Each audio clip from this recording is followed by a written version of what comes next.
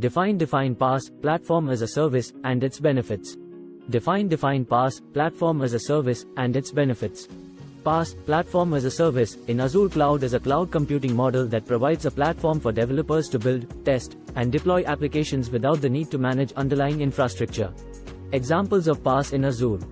1. Azure App Service, a fully managed platform that allows developers to build, deploy, and scale web and mobile applications easily.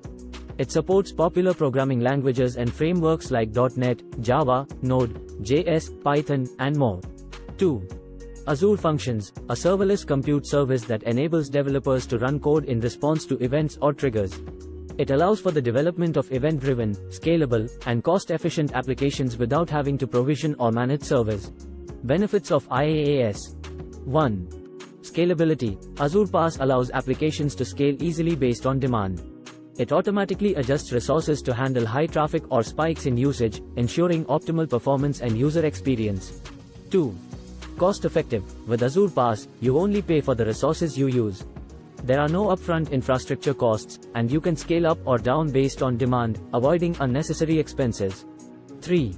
Simplified management. Azure PaaS takes care of underlying infrastructure management, including server maintenance, security patches, and hardware upgrades.